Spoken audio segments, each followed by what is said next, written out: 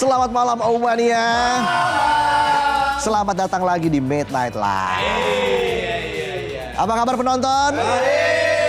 Mana Aunya? Gak terasa ya udah mau tahun baru. Jangan halusinasi mulu. Siapin resolusi. Perbaiki diri. Jangan mengundurkan diri. Soalnya lapangan kerjanya masih susah. Lagi banyak yang bangun lapangan padel. Nanti kalau lapangan padelnya sampai 19 juta, nah itu pasti banyak lowongan. Bingung juga mau main di mana kan? 19 juta banyak banget. Tapi saya salut sama penonton. Ultraman semua. Walaupun tiap hari hade. Tapi nyampe juga di penghujung tahun. Ingat, yang ngajak ngerayain tahun baru bakal kalah sama yang punya jabatan baru. Apalagi sama yang ngajak menempuh hidup baru. Kalau kata Ani-Ani, tambang baru lagi nih. Gali-gali. Ya. Udah kayak kuis. Bisa aja saya. Oke, ya udahlah, langsung aja kita mulai. Inilah Midnight Live.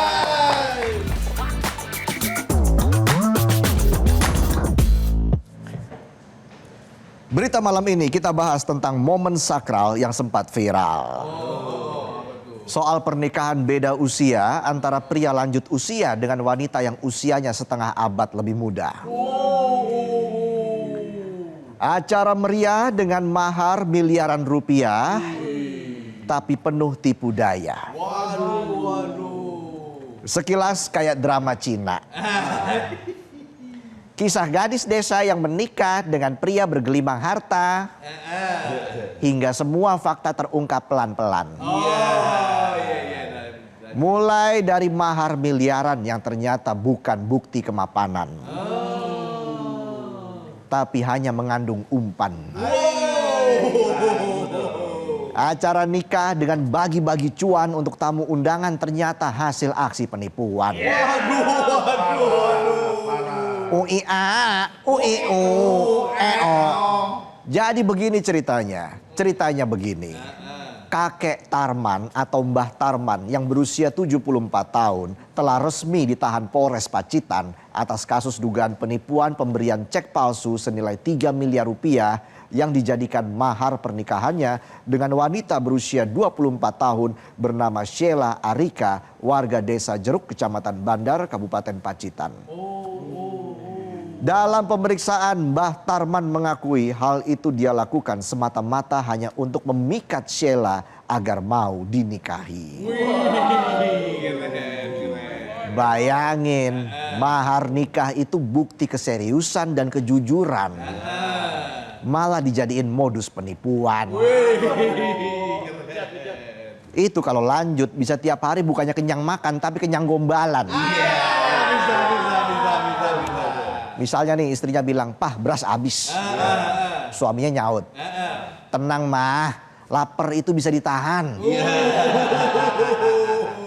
"Kalau cintaku padamu, mana tahan?" Makan tuh cinta kenyang enggak? Enak iya. Uye. Kapolres Pacitan AKBP Ayub Diponegoro Azhar bilang bahwa pihaknya telah menetapkan Mbah Tarman sebagai tersangka. Dan saat ini sudah menahan tersangka untuk pemeriksaan lebih lanjut. Gara-gara cek kosong jadi amsyong. Habis nikah bukannya liburan malah masuk sel tahanan. Gagal bulan madu malah jadi bulan-bulanan. Madunya tipu-tipu. Mulutnya manis, kelakuannya iblis.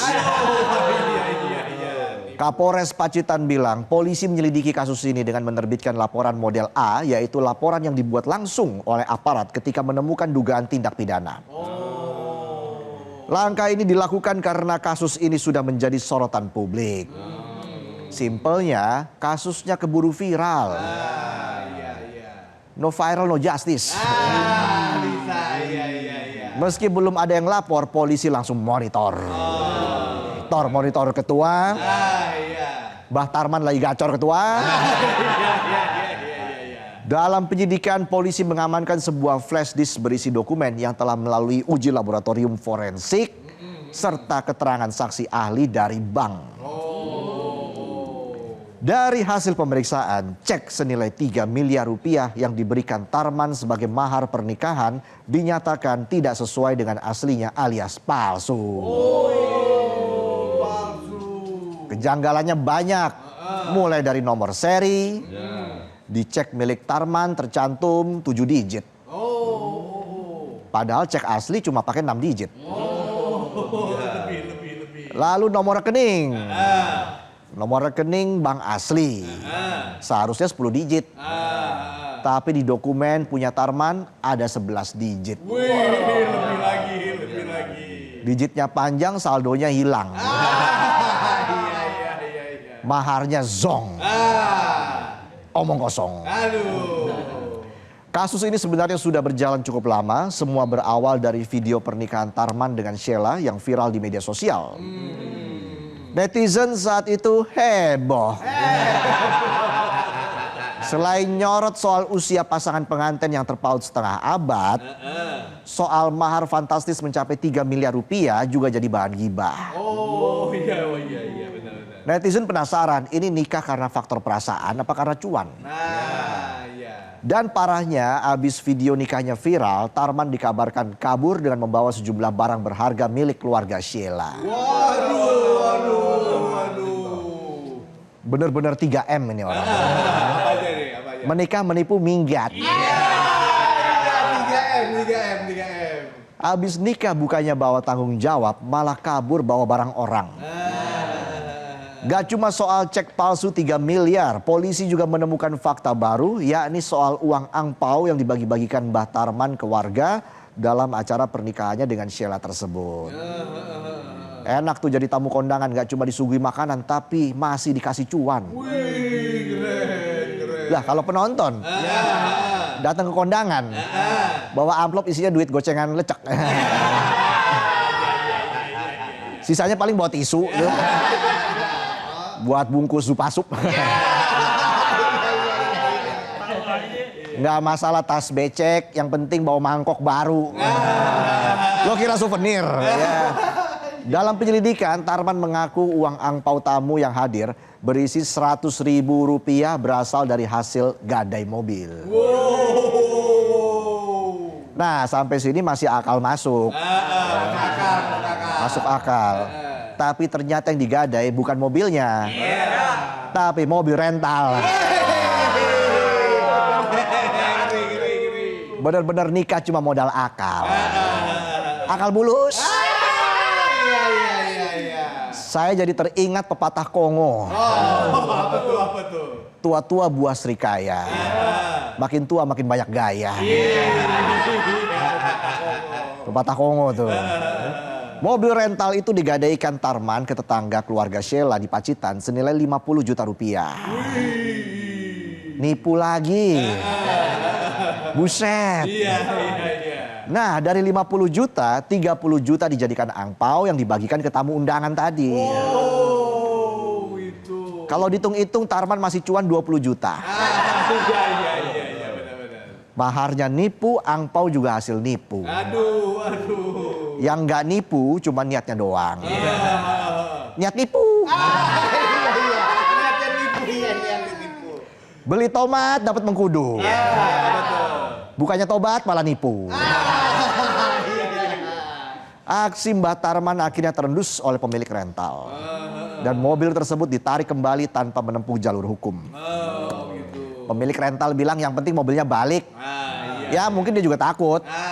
Kalau pakai lapor-lapor malah disuruh bayar-bayar. Malah tekor. Ya. Uye. Sementara untuk mencegah permasalahan semakin melebar, keluarga Sheila lagi-lagi nombok. Mereka kasih jaminan sertifikat tanah buat tetangganya yang sudah kepalang rugi kasih 50 juta ke Tarman. Sabar banget tuh keluarga perempuan ya. Benar. Udah maharnya zong, barangnya dibawa minggat, masih mau jamin sertifikat. Baik banget. Kalau kata pepatah Luxembourg, Apa lagi tuh? udah jatuh tertimpa pohon. Terus? Sama sawit-sawitnya. Ya. plus pembalak liarnya. Banyak banget ya. Nikahan bukannya nambah anggota keluarga, malah nambah beban keluarga. Aduh, iya. Istrinya nggak dikasih nafkah, malah dikasih masalah.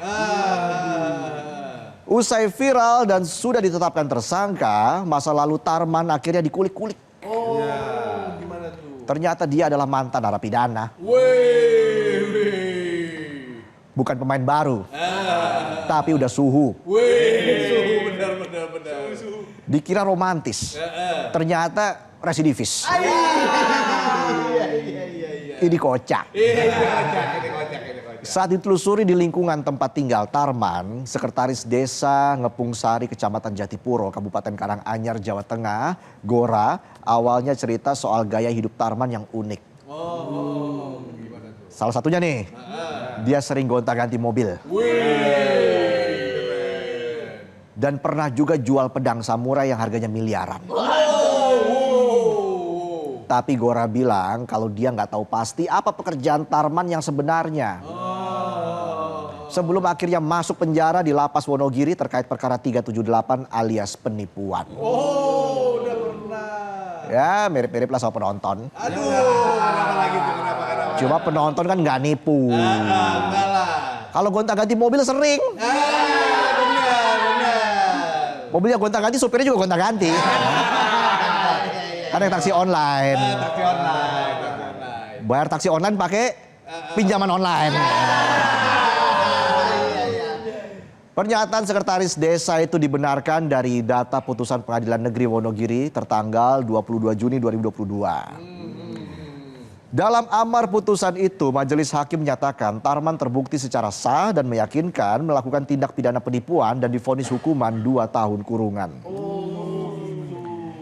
Kapolres Wonogiri AKBP Wahyu Sulistyo juga membenarkan kalau Tarman pernah dipenjara selama kurang lebih 2 tahun terkait bisnis senjata samurai dan barang antik. Penipuan barang antik. Jadi pada tahun 2022 Mbah Tarman ditangkap Polres Wonogiri.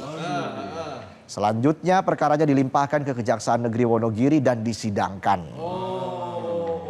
Dalam keterangan dakwaan di Sistem Informasi Penelusuran Perkara, Pengadilan Negeri Wonogiri dijelaskan kalau kasus Tarman bermula dari pertemuan dengan saksi bernama Kamit pada 1 Juli 2016. Lalu pada 2 Agustus 2016, Kamit menghubungi Tarman lewat telepon menanyakan soal kebenaran apakah Tarman beneran punya pedang samurai yang kalau dijual harganya bisa tembus sampai 20 triliun. Wih, triliun. Pedang samurai ya, katana, harganya bisa sampai 20 triliun rupiah. Ngeri. Percaya loh. Kita lanjutin aja dulu. Iya. Hingga akhirnya pada 5 Agustus 2016 keduanya bertemu di rumah Tarman. Pedang samurai 20 triliun lo bawa ke Jepang.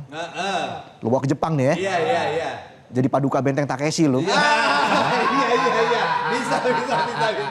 Paduka. Iya. Biarkan saja dia jatuh. Iya. Bayangin 20 triliun. Kalau lo jadiin modal kampanye. Jangan kan nyalek. Nyapres aja bisa menang lo. Bisa. Benar. Asal wakilnya dilolosin. Balik lagi, jadi saat pertemuan itu Tarman meyakinkan Kamit kalau akan menjual pedang itu dan pembelinya sudah ada. Melihat antusiasme Kamit, Tarman langsung komat Kamit. Gimana? Tarman bilang kalau sampean mau bantu biaya operasional jual beli pedang samurai dan kebutuhan hidup saya, nanti sampean akan saya kasih uang hasil penjualan 3 triliun. Wih, komisinya 3T. Terpancing iming-iming Tarman, Kamit percaya aja. Dan kasih bantuan biaya. Nah, di sini saya bingung. Ini Tarman yang terlalu pinter, apa Kamit yang blunder? Iya, bisa. Logikanya lo punya pedang 20 triliun. Tapi kebutuhan sehari-hari minta dibantu. Ini kan nggak logika masuk. Nggak masuk logika. Dan herannya masih ada aja yang percaya. Benar. Memang ya, kadang-kadang saya nggak habis pikir. Kenapa yang saya pikir nggak habis-habis.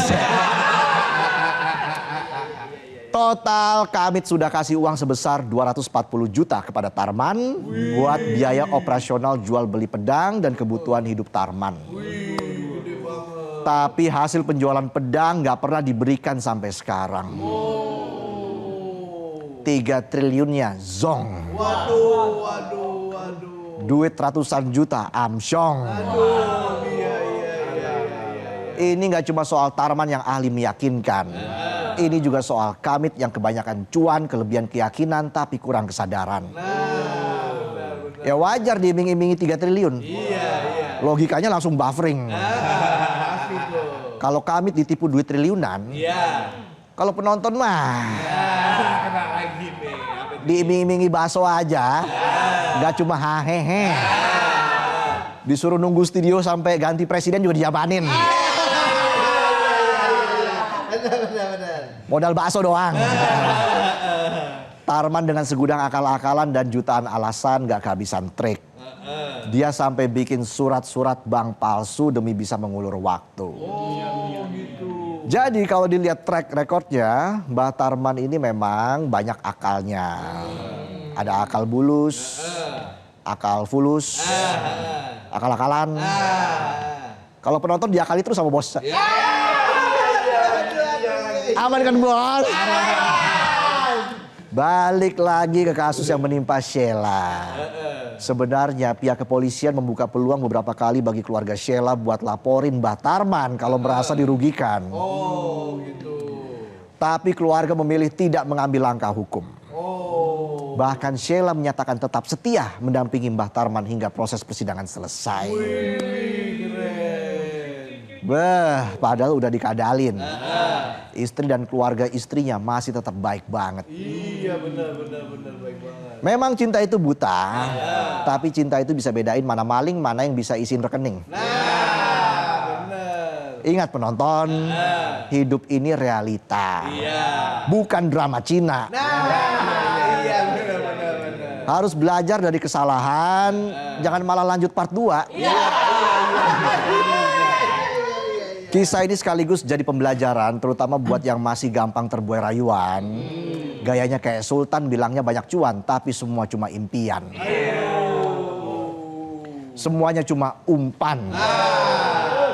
Karena kalau Usman itu paman. Keponakannya ya banyak lah.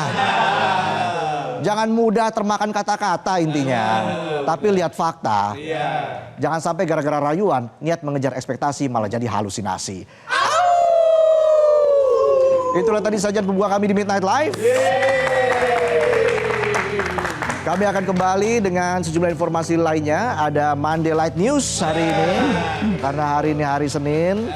Dan juga akan ada bintang tamu di Midnight Live. Kita akan bahas film. Udah gak sabar kan? Jadi tetaplah di Midnight Live.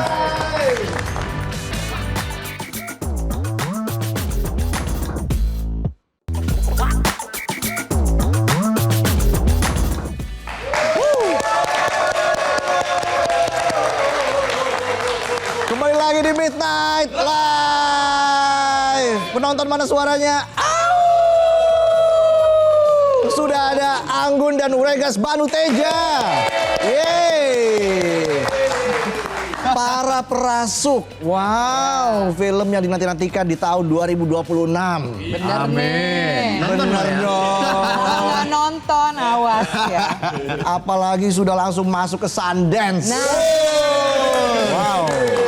Menembus festival sebesar Sundance ini kan nggak mudah. Ya. Tapi saya ingin tanya dulu ke Mbak Anggun. Ya. Oh. Welcome back to Metro TV, Mbak Anggun. Apa kabar Mbak Anggun? Baik, senang sekali kita di sini bisa kehadiran Mas Uregas dan juga Mbak Anggun. Tapi kok sekarang Mbak Anggun kayaknya lebih aktif main film nih. Dari mana itu inspirasinya? Habis diminta. Oh.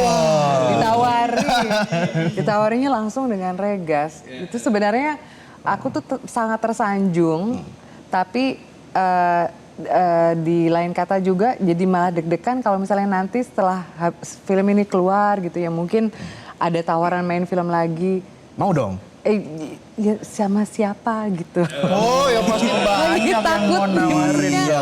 Harus hati-hati dong gitu. Katanya sempat diabaikan tawarannya Mas Regas. Jadi gini, Regas tuh ngirim aku DM di Instagram. Aku tuh jarang lihat baca-baca, jarang buka DM, jarang baca. Apalagi kalau akunnya nggak tahu atau nggak follow ya. Iya.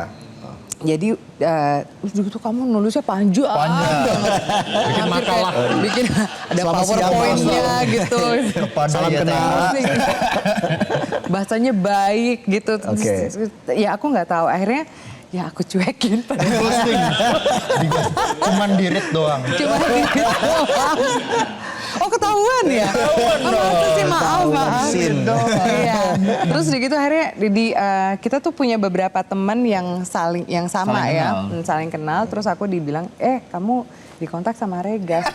Siapa sih? Gitu langsung cari Bantuan tahu ordal. dong. Iya. Setelah berapa lama tuh dari Ya semingguan kali ya. semingguan? Di ghosting seminggu ya. Di ghosting seminggu. Masih oke lah, kamu nggak trauma kan? Udah mikir cari pengganti siapa ya? Ya. Untung enggak, untung dia bermental baja. Akhirnya apa yang membuat Mbak Anggun menerima tawaran dari Mas Regas? Jadi kita ketemu, terus dia memberitahu tentang film ini yang tadinya tuh belum seperti ini ya. Jadi awal filmnya, terus gitu yang aku suka tuh cara dia tuh ngomongnya presentasinya dengan bahasa Prancis. Oh ya? Iya, Wow. jadi terus aku wah ini orang serius banget ya. Terus udah gitu aku mulai nonton film-filmnya dia. Jadi ada Penyalin Cahaya, Budi Pekerti. Yang aku tuh pokoknya film pertama yang aku nonton Penyalin Cahaya itu kan dapat berapa piala citra sih 12. kamu? Tuh maaf ya 12 piala citra. Terus ada sesuatu yang buat aku tuh tidak biasa. Udah gitu nonton Budi Pekerti. Itu yang membuat aku tuh selama beberapa hari tuh harus kayak filmnya tuh bukan film yang tipe pada saat itu ya. Mudah buat aku gitu. Iya, Jadi iya. buat aku tuh meninggalkan kayak satu rasa yang sampai sekarang tuh kalau ngomong tentang Budi Pekerti tuh aduh ada perihnya. Perihnya tuh beneran dan aku malah aku pikir gini loh. Kepingin kerja dengan orang yang bisa memberi kesan sedalam itu dalam cara dia menceritakan sesuatu. Makanya aku bilang iya. Yes. Dulu ngajaknya pakai bahasa Prancis, kirain suaminya Mbak Anggun orang Prancis, ternyata orang Jerman. Dianya merongo. Udah 10 menit ngomong pakai bahasa Prancis, ternyata suaminya orang Jerman. Tapi dia ngerti. Makanya next time kamu ngomongnya pakai bahasa Jerman bahasa dan Jerman Prancis. dan Prancis. Terus suaminya bilang, aku wong Jerman loh ini. Jejer kauman. Gimana perasaannya Mas Regas ketika Mbak Anggun bilang, iya? Starstruck dulu pertama. Oh iya. Diajak ketemunya di hotel Intercontinental, ada satu tempat gitu kayak pertama kali aku gemeter salaman sama dia. Beneran? Beneran, pura-pura aja. Oh gitu. biar gak ini. Nervous ya? Oh. Sekarang udah biasa ya? Udah. Nggak gemeteran lagi. Sekarang gemeter karena kita Terpukau. masuk sana. Ya senengnya seneng banget. Kenapa Mas Regas ingin sekali Anggun terlibat dalam film Para Prasuk ini? Suaranya dia itu dari aku kecil, kalau ibuku nganter aku ke sekolah, ibuku tuh muter lagu-lagunya Mbak Anggun. Oke. Dan suara vokal sekuat itu tuh membuatku dari yang berangkat ke sekolah ngantuk jadi bangun. Dibangun minum suara. Tapi karena karakter Mbak Anggun di sini tuh memerankan karakter guru asri yang dia tuh seorang perasuk. Tugasnya dia tuh menyalurkan roh ke orang gitu ya. Jadi butuh suara yang bisa menghipnotis orang tersebut biar dia kehilangan kesadaran gitu. Wow. Nah cuman ada satu penyanyi yang kupikirkan bisa Waduh. mengeluarkan suara itu ya. Beliau inilah. Ayo. Kenapa kisah ini perlu diangkat ke layar lebar, Mas Regas? Karena sekarang itu orang itu banyak kerasukan berbagai hal. Salah satunya kerasukan obsesi, kerasukan kekuasaan. Wah. Dipancingnya langsung loh, weh pas banget. Kerasukan itu adalah kondisi di mana manusia itu antara sadar dan tidak. Jadi tidak hanya kerasukan tuh artinya kerasukan hantu, kerasukan roh jahat itu enggak. Jadi ini bukan film horor karena saya sendiri tuh penakut sebetulnya. Saya kalau cuci muka tuh pengen cepet-cepet segera bersihin biar nggak ada penampakan di depan. Jadi nggak mungkin saya bikin horor. Jadi ini adalah cerita tentang orang yang kerasukan akan obsesinya, kerasukan akan impiannya sehingga dia melupakan orang-orang di sekitarnya.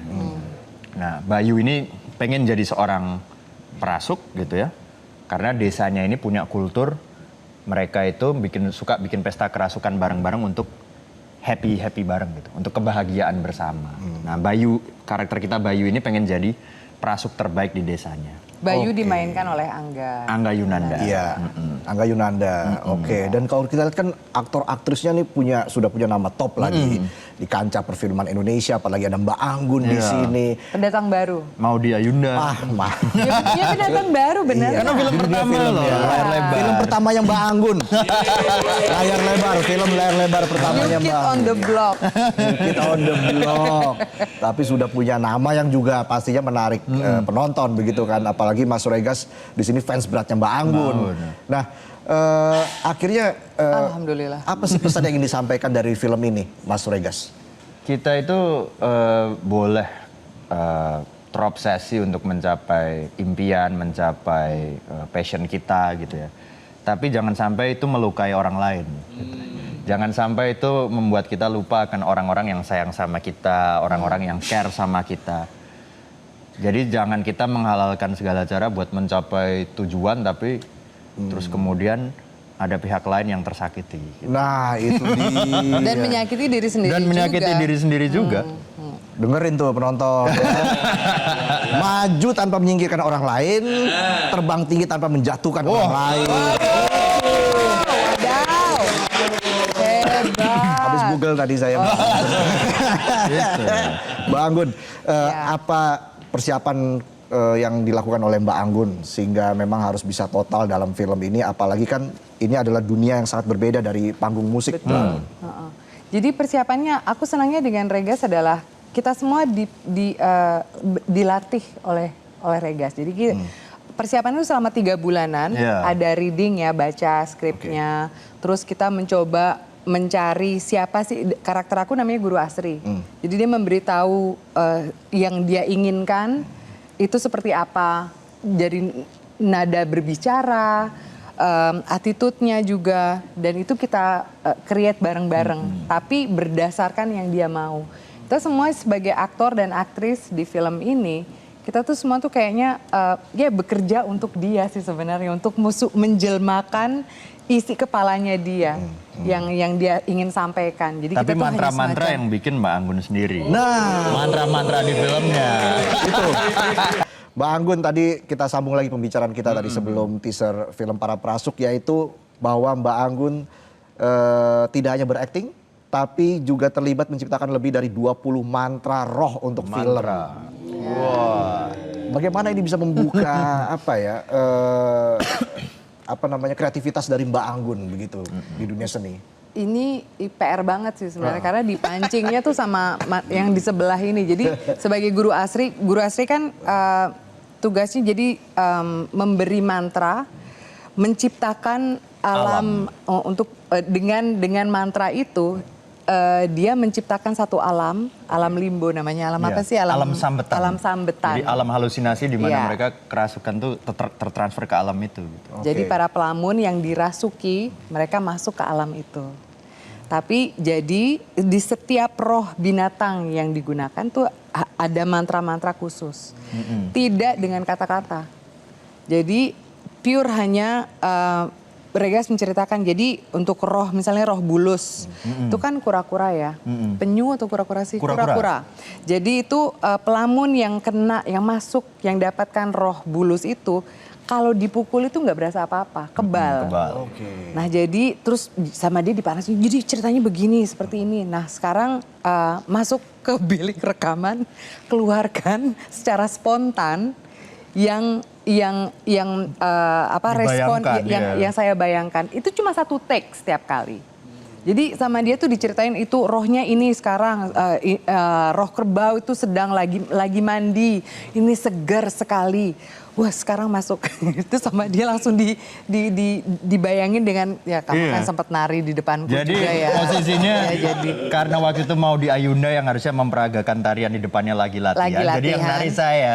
Jadi di sini biliknya ini Mbak Anggun lagi di depan mic, saya di sini lagi jadi gini. bulus. Nah,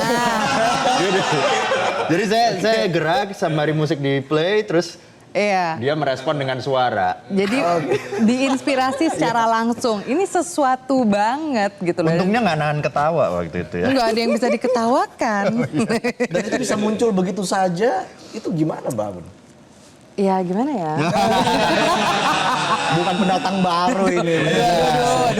Anggun. Tapi memang benar ini salah satu setiap kayak ya aku harus menciptakan mantra. Angga harus menjadi perasuk Iya. yang Menyalurkan rohnya. menyalurkan rohnya. Dia belajar main slompret. Ciko belajar main gitar. Maudi nari. Apa namanya 10 tarian. tarian binatang. Brian belajar main drum. Jadi kita Anda semua yang akan nonton film ini pada pangling pasti karena udah nggak biasa melihat karakter Betul. ini. Jadi Betul. aku tuh nggak sabar sebenarnya sampai film ini untuk keluar karena ada banyak sekali yang kayaknya nggak cuma bisa kita pelajari gitu ya, ada sesuatu yang akan melekat banget, tapi juga dari sisi permainan para aktor dan yang Di luar zona nyaman. sangat Iya, sangat iya. Sangat terlihat dari teaser tadi juga sangat terlihat. Iya, dia tuh ngasih challenge-nya banyak sekali ke kita. Oke. Pelajaran berharga yang bisa dipetik dari film Para Prasuk ini bagi Mbak Anggun selama proses syuting dan semuanya. Iya, buat aku nih kayak mencoba menjalani satu ranah baru. Jadi main film tuh kayak masuk di negaranya orang lain. Jadi bahasanya aja beda. Kita ngomong aja dengan dialek, kita punya coach dialek gitu loh. Karena kita ngomong dengan aksen Yang fiktif. Jadi belajar baru, belajar sesuatu yang baru. Dan aku tuh memang sangat berterima kasih dengan cast yang anak-anak muda, aktor-aktor muda itu. Tapi pengalaman itu jauh lebih banyak dari aku karena mereka tuh berbagi. Sangat Ini yang berbakat. Berbakat, berbagi, baik hati, sopan. Aduh, Humble. ini tuh, iya, ini satu cast tuh kayaknya. Dan mereka selalu bilang, Mbak ini nggak selalu begini loh. Makanya aku jadi, Untungnya aksen Prancisnya nggak keluar waktu itu. aduh. Ngobrol begini sama sekali nggak keluar loh. Iya, nah Mas Regas, apa harapan terbesar Anda untuk film ini? Apalagi juga film ini bisa menembus festival sebesar Sundance Ya. Festival. Keren banget. Wow. Pastinya supaya relate ya, karena pesta kerasukan itu di seluruh dunia ada. Gitu.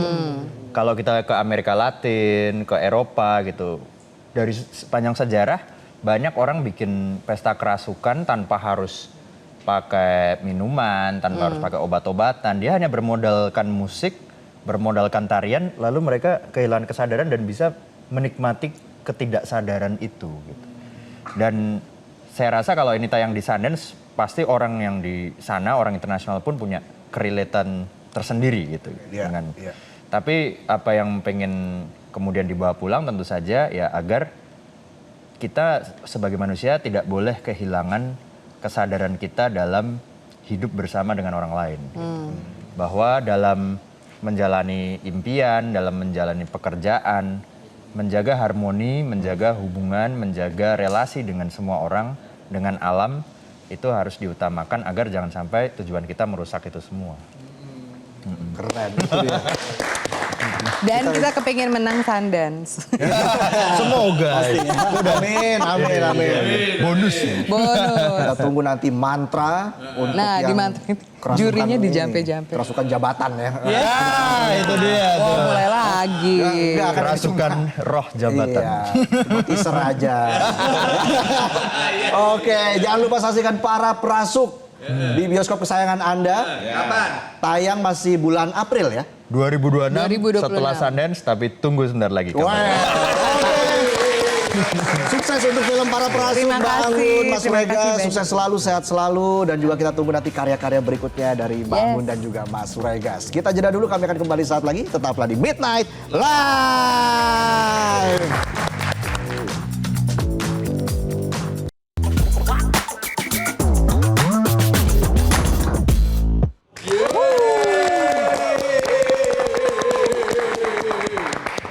Dan kita akan tutup informasi hari ini. Ada Elma. Sini dong Elma. Ada apa lagi? Kasih nih, tepuk Mas tangan yang Reza? hai aja. Kok ada Elma sih malam ini? Iya, aku mau headline news soalnya. Kamu headline news. Cocok itu. Kenapa? Karena kamu selalu jadi headline di hatiku. Ya udah kita tutup dulu aja ya. Sampai jumpa lagi besok di Midnight Live.